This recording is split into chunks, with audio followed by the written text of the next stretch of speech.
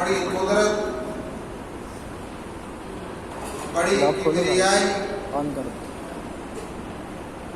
اونچی شان والے ساری مخلوق اللہ کی محتاج ہے، ساری مخلوق اللہ کے سامنے فقیر ہے، بے کس ہے، بے بس ہے، اور اللہ غنی ہے، اللہ سب سے بڑا ہے، اور مخلوق ہر مرحلے میں اللہ کی محتاج،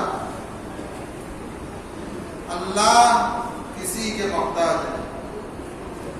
زندگی دینے والی ذات اللہ کی، موت دینے والی ذات اللہ کی، خوشی کے دینے والی ذات اللہ کی، مصیبت اور غم کے دینے والی ذات اللہ کی، وسعت اور آرائش کے پہنچانے والی ذات اللہ کی، تنگی اور جکڑنے والی ذات اللہ کی،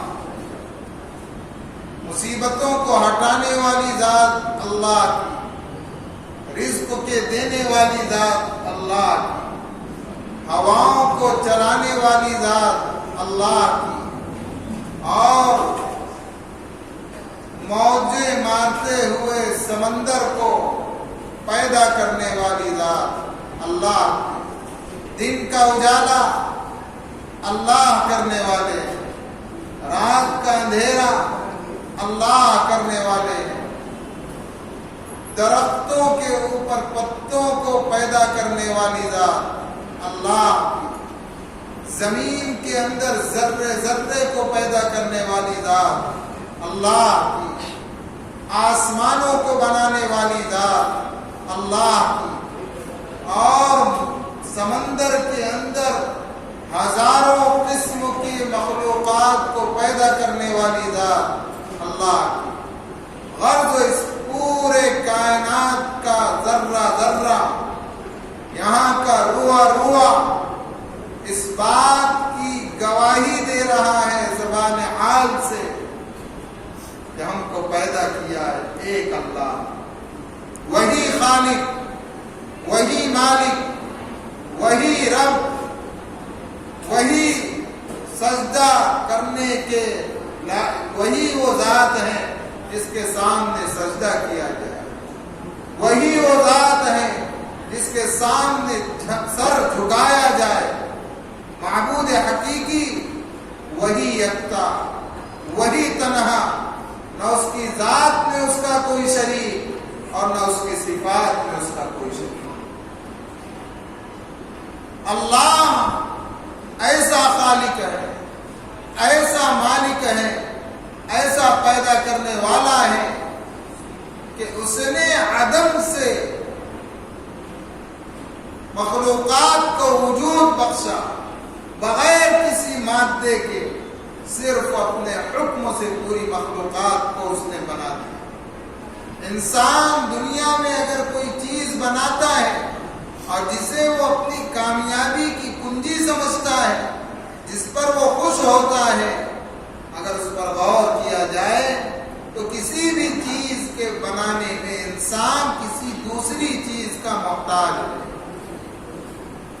لیکن اللہ وہ خالق ہے، وہ مالک ہے، وہ بنانے والا ہے کہ جب اس نے مخلوقات کو بنانے کا ارادہ کیا، آسمانوں کو پیدا کرنے کا ارادہ کیا، زمین کو بنانے کا ارادہ کیا، تو اللہ تعالیٰ کسی چیز کے محتاج نہیں تھے، اللہ تعالیٰ کو کسی مادے کی ضرورت نہیں پڑی، صرف اس کا ایک حکم تھا کہ ہو جا، اور اللہ کے حکم پر ساری چیزیں ہو گئی۔ یہیں سے خالق اور مخلوق میں فرق کو سمجھ میں آتا ہے کہ اللہ اکیلا مالدار، اللہ اکیلا غنی، درخت حرکت کرنے میں اللہ کے حکم کا محتاج، بیماری نقصان پہنچانے میں اللہ کے حکم کی محتاج، اور جتنی بھی چیزیں کائنات میں ہو رہی ہے اور ہوئی ہیں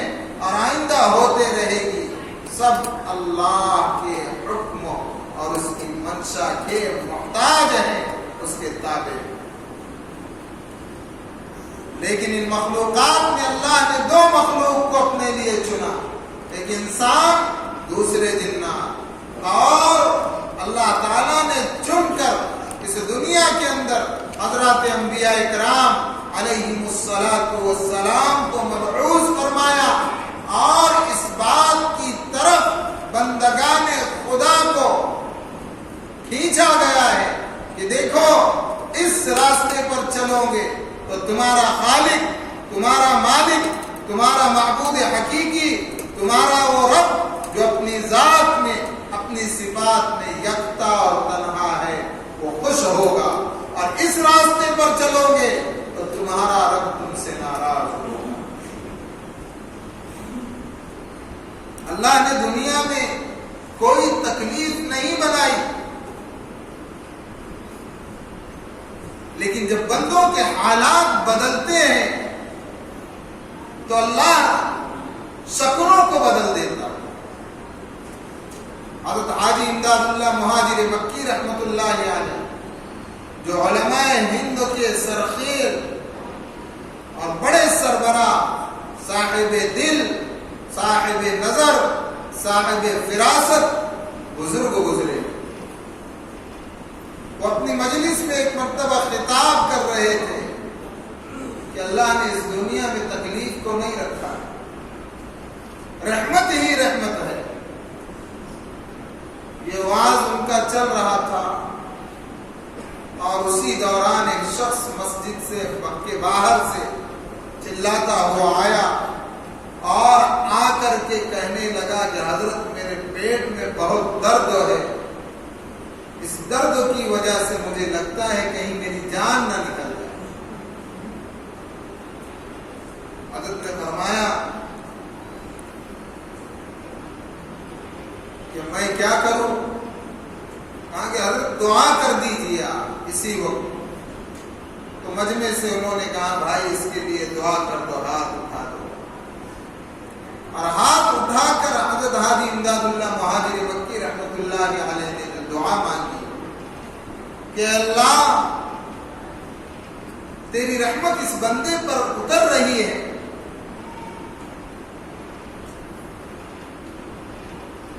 لیکن اس کی شکل کو یہ بندہ برداشت نہیں کر پا رہا، لہذا آپ اپنی رحمت کے نزول کی شکلوں کو بدل دیجیے۔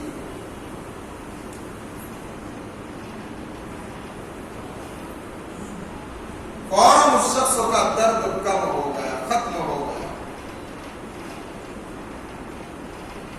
آج ملکی طور پر جو حالات مسلمانوں کے سامنے ہیں، بلکہ عالمی پیمانے پر،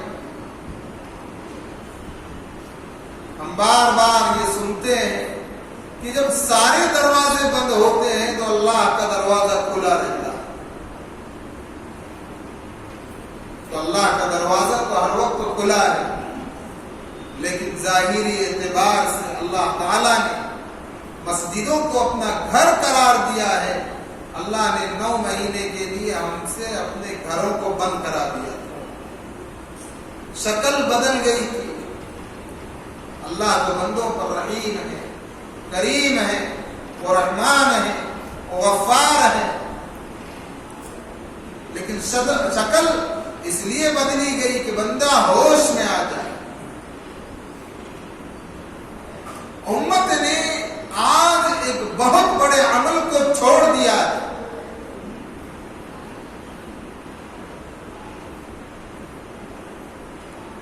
جس کی بنیاد پر یہ امت کے اوپر حالات آ رہے ہیں، یعنی شکلیں بدل گئی۔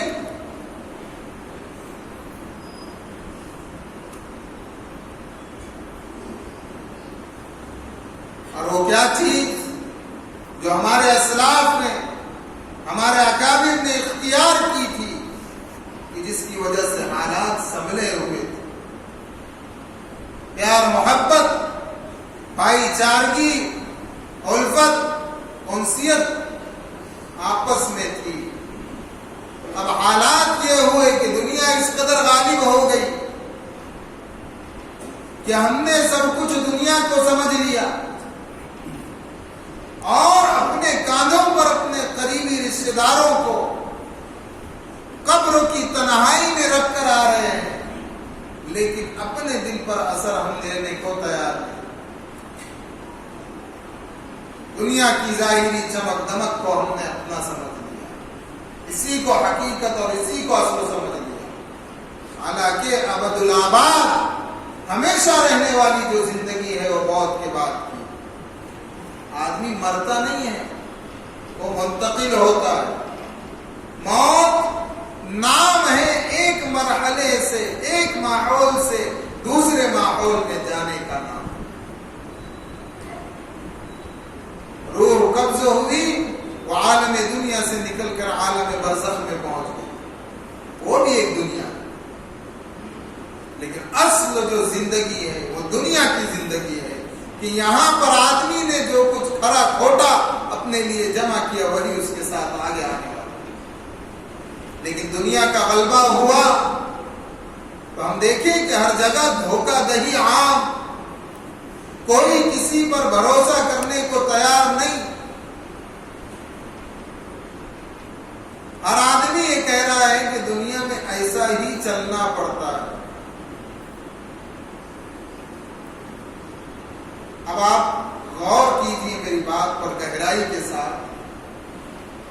ایک شخص وہ ہے جو یہ چاہتا ہے کہ بھائی ہم اچھے ماحول میں آئے، لوگوں سے کھلے دل سے ملے، محبت اور بھائی چارگی سے ملے، تو وہ ملنے کی کوشش کرتا ہے، لیکن یہ دنیا اس کو ویسے ہی دھکے دیتی۔ کیا کرتی ہے؟ دنیا کے اعتبار سے چلتی۔ تو یہ شخص جو اپنے دل کو صاف لے کر آیا تھا، جب وہ جھٹکے کھاتا ہے اور ساتھ میں اس کو کچھ پھٹکے بھی مل جاتے ہیں، تو وہ دل میں سوچتا ہے کہ بھائی ہم تھوڑا الگ انداز میں جا رہے تھے، لیکن دنیا تو ایسا چل رہی ہے، اگر دنیا میں رہنا ہے تو دنیا والوں کے حساب سے ہم کو بھی چلنا پڑے گا۔ تو پھر یہ بھی ان کی جماعت میں شامل ہو جاتا ہے۔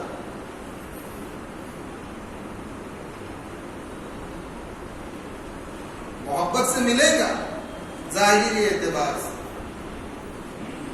ظاہری اعتبار سے سنجیدگی سے ملے گا، لیکن جس سے محبت سے ظاہری اعتبار سے مل رہا ہے، جب اس کے ساتھ کوئی معاملہ پیش آ جائے تو اس وقت پھر وہ اپنا دنیاوی پہلو اپنا لے گا، دنیاوی اعتبار سے چلے۔ یہ چیز صحابہ کرام کے دور میں بالکل نہیں تھی۔ ہر ایک کے دل ایک دوسرے کے لیے کھلے ہوئے تھے اور ان کی باتوں میں پیچ نہیں ہوا کرتی تھی۔ ہم سمجھ رہے میں کیا بولنا چاہتا ہوں؟ ہم ایک جملہ کہتے ہیں لیکن اس کے پیچھے 10 باتیں چھپی رہتی ہیں۔ اب جو سیدھا سادہ آئے گا، جس کا دل صاف ہے، وہ تو ظاہری جملے کو سن کر اسی اعتبار سے چلے گا، لیکن کوئی اسی کی جماعت کا دنیا دار آ جائے، وہ سمجھ لے گا، بولے گا کہ مفتی صاحب اس نے یہ جملہ استعمال کر کے تم کو یہ ٹولہ دیا۔ یہی فرق ہے ہمارے اور صحابہ کرام کے زمانے۔ صحابہ کرام ہر بات دل کھول کر کرتے تھے، کوئی اس میں لاگ لپیٹ نہیں ہوا کرتی، اور اس کے ساتھ ساتھ جب وہ اللہ کے دین کی خدمت کے لیے نکلتے تھے تو دن میں وہ اللہ کے بندوں کو انہی اخلاق کی، انہی کردار کی تعلیم دیتے تھے۔ اس قدر دنیا غالب آ گئی کہ اب دین کا کام اگر ہمیں کرنا ہے تو ہمیں اپنے اور دین کی حفاظت کے لیے اسی دنیا کی جماعت کے ساتھ شریک ہو کر دنیاوی اعتبار سے چلنا پڑے گا، ورنہ یہ دنیا ہمیں بھی کھڈے میں ڈال دے، پیور زبان گڑھے میں ڈال دے۔ لا يلدغ المؤمن اللہ کے نبی علیہ السلام نے فرمایا کہ جو شخص مومن ہوتا ہے وہ دل کا صاف ہوتا ہے، اور مومن کو ایک سوراخ سے 2 مرتبہ نہیں ڈسا جا سکتا۔ وہ پہلی مرتبہ اپنے ایمان کی حفاظت کے لیے دھوکہ کھا جاتا ہے، اور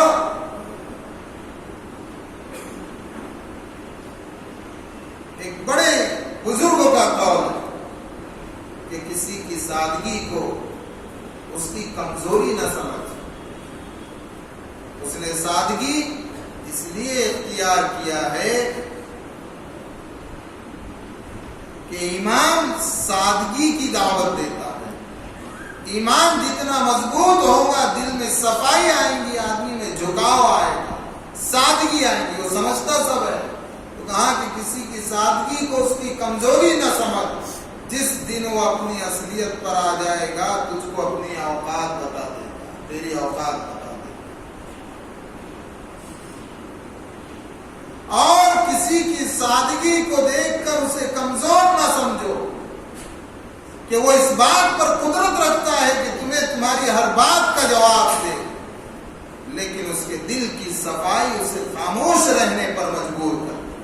وہ سب سمجھتا ہے کہ کون کہاں کھیل رہا ہے، لیکن وہ خاموش رہتا ہے۔ تو یہ میں فرق کو بتانا چاہ رہا ہوں کہ ہم کسی کے ساتھ دنیا داری کے اعتبار سے چل رہے ہیں، اور اگر اس کے دل میں صفائی ہے وہ خاموش رہے گا، وہ تمہارے کراس نہیں جائے گا، تو ہم اس کے بارے میں شعر نہ کہیں۔ سادگی آدمی کی خوبی ہے، حد سے بڑھ جائے تو ہے حماقت بھی، یہ نہ کہیں، بلکہ وہ حد سے بڑی ہوئی ہے، وہ اس کے دل کی صفائی ہے۔ لیکن جس دن وہ اپنی اصلیت پر آئے گا تمہیں تمہاری اوقات بتا دے گا۔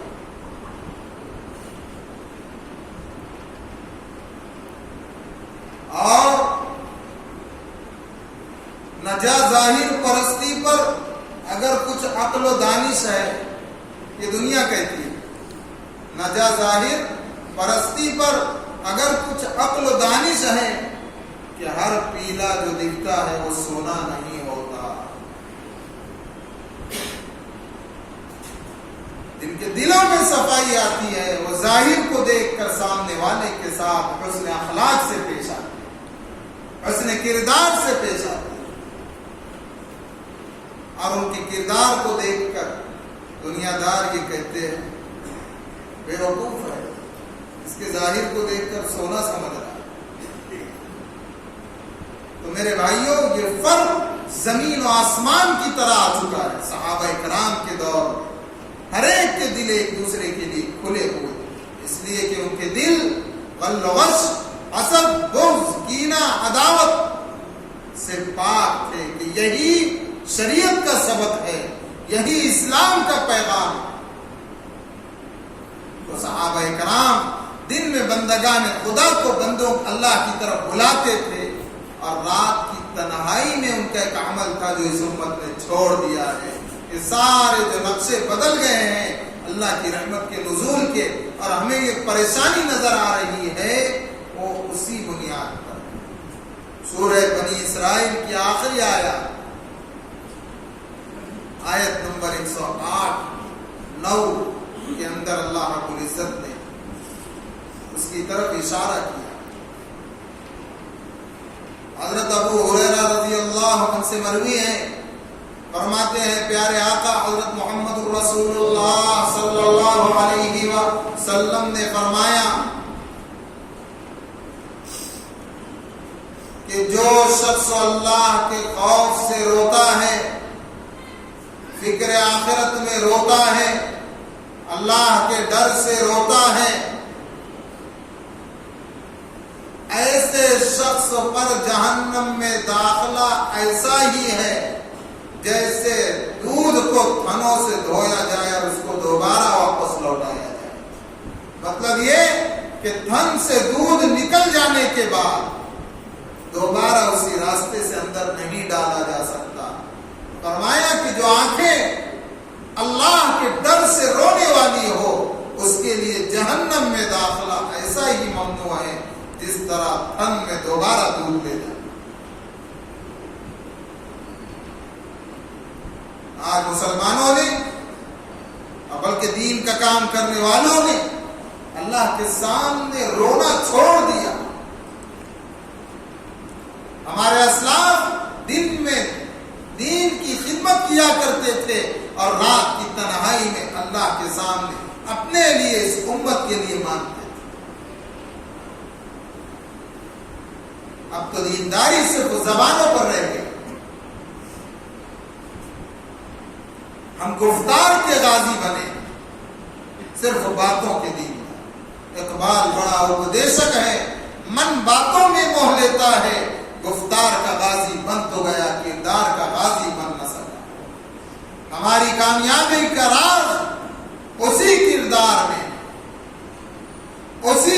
انہی اعمال میں ہے اور اسی ماحول میں ہے، جو ماحول، جو کردار، جو اعمال صحابہ کرام رضوان اللہ علیہم اجمعین نے اپنائے۔ دل کھلے ہوئے تھے، اخلاق آسمان کی اونچائی کو چھو رہے تھے۔ لوگ کہتے ہیں اور مشہور ہے یہ بات کہ اسلام تلوار کے زور پر پھیلا، 100% غلط ہے۔ اسلام تلوار کے زور پر نہیں پھیلا، اسلام تو اخلاق کو دیکھ کر پھیلا۔ باتیں دین کی صرف زبانوں پر رہتی، لیکن اعمال سے ہم، اخلاق سے ہم، کردار سے ہم زمین کے نچلے درجے میں گر چکے۔ ابھی جو میں نے بات کہی، آپ کر لو کسی کے ساتھ معاملہ، دیکھ لو کیا حال ہے، دونوں ایک دوسرے کو پرکھو کہ ہر شخص دنیاوی اعتبار سے چلتا ہے اور کہتے یہی رواج ہے دنیا کا، بیٹا اگر تجھ کو رہنا ہے تو تجھے بھی اپنانا پڑے گا، نہیں تو بھوکا مرے گا۔ صحابہ کرام روتے تھے۔ ایک حدیث میں ہے اللہ کے نبی علیہ السلام نے فرمایا کہ دو آنکھ والوں پر، دو رونے والوں پر جہنم کی آگ حرام۔ ایک وہ آنکھ جو اللہ کے خوف سے روئے، اللہ کے ڈر سے روئے، اور دوسری وہ آنکھ جو اسلامی سرحد کی حفاظت کے لیے رات میں بیدار ہے۔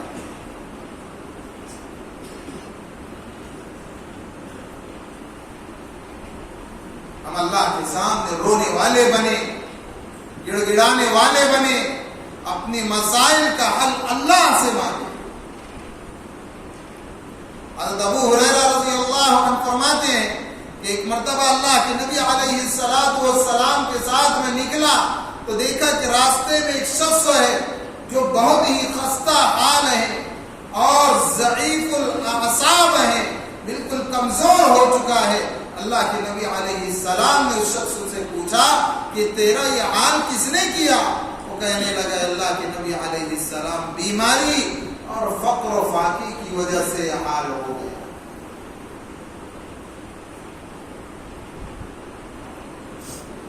اللہ کے نبی علیہ السلام نے کہا میں تجھے ایک عمل بتاتا ہوں، تم وہ عمل کرو، تمہاری ساری تکلیفیں، ساری بیماریاں اور فقر و فاقہ دور ہو جائے۔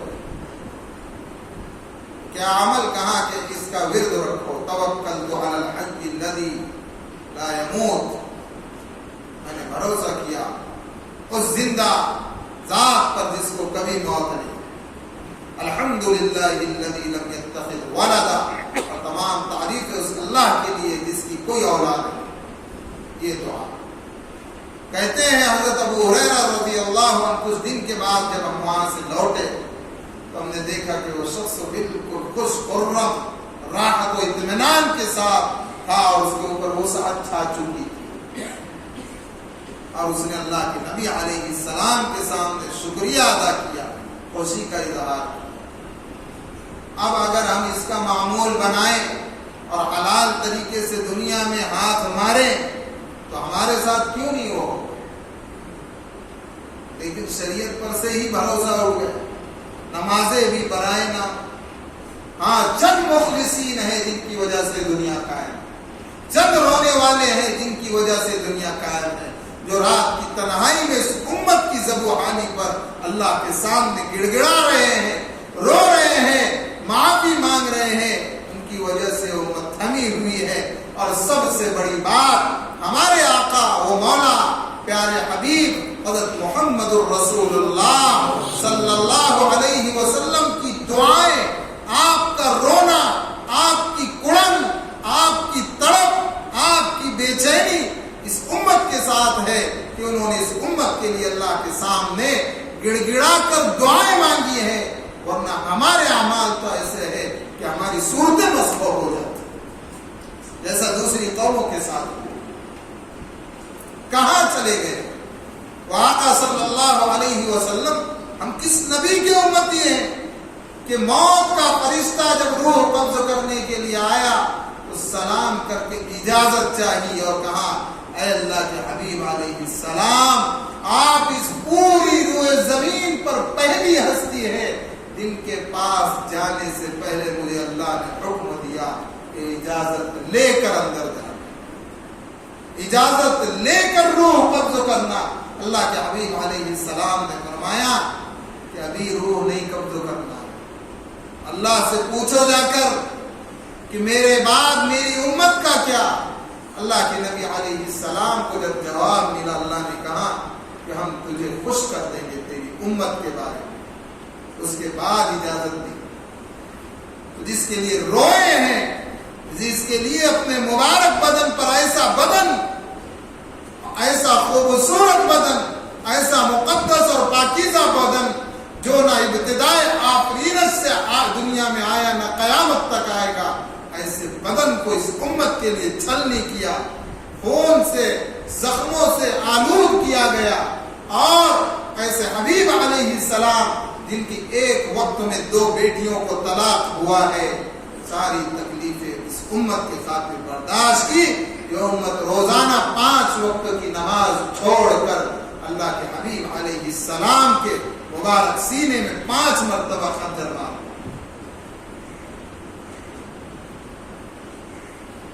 غزوہ احد میں دندان مبارک شہید ہوئے، خون زمین پر گرنے والا تھا۔ اللہ تعالیٰ نے جبریل امین کو بھیجا کہ جبریل میرے حبیب کے خون کو زمین پر گرنے سے پہلے اپنے بازوؤں پر تھام لو، اگر وہ زمین پر پڑ گیا تو مجھ کو جلال آ جائے گا۔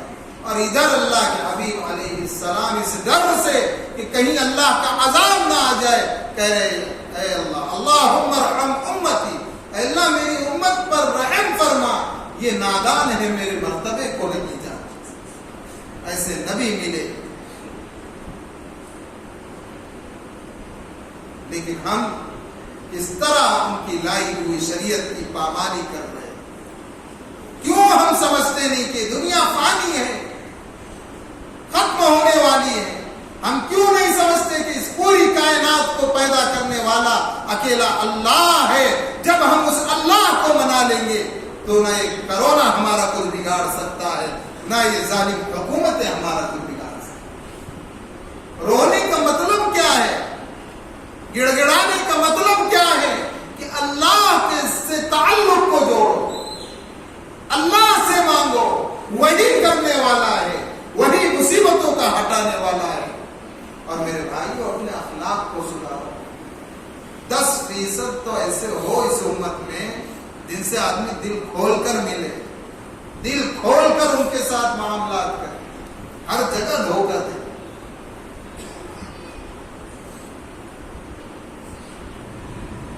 میرے بھائیو یاد رکھو، ہم اخلاقی اعتبار سے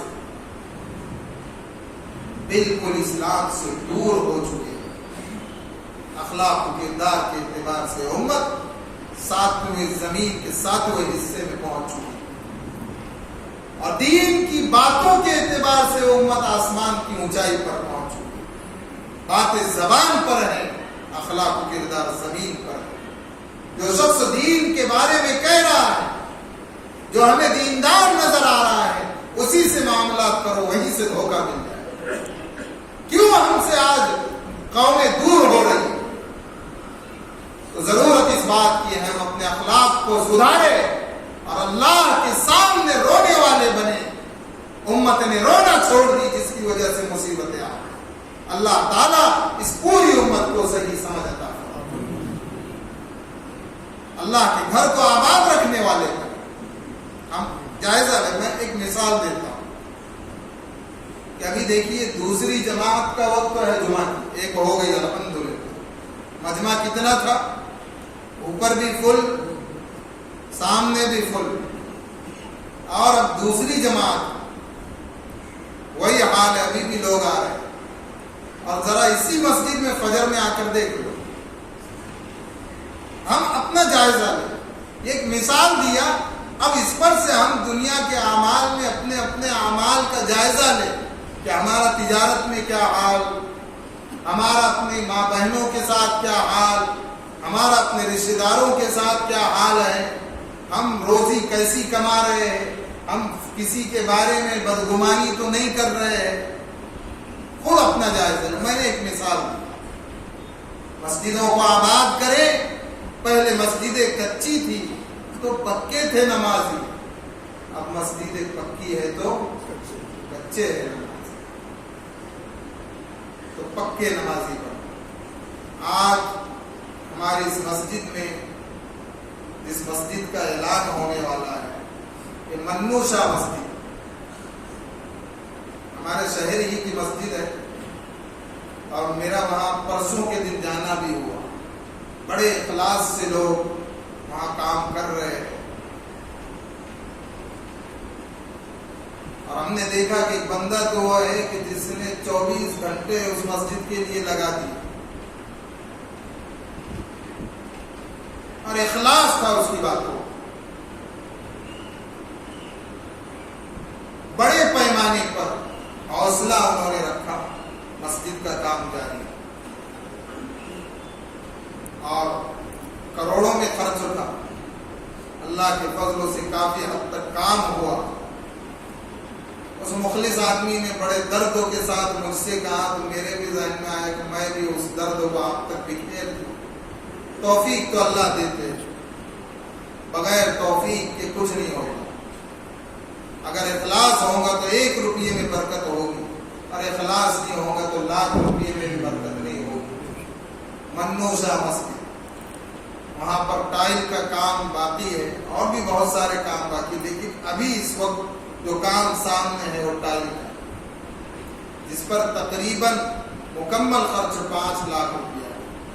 تو میں آپ حضرات سے درخواست کرتا ہوں کہ وہاں کے احباب آئے ہیں, مخلصین ہیں, آپ اس مسجد کا زیادہ سے زیادہ تعاون کریں. ہر شخص جانے سے پہلے نہیں کچھ ڈال سکتا 1 روپیہ ڈال دے, اور جیب میں 1 روپیہ نہ ہو تو دعا کر کے جائے.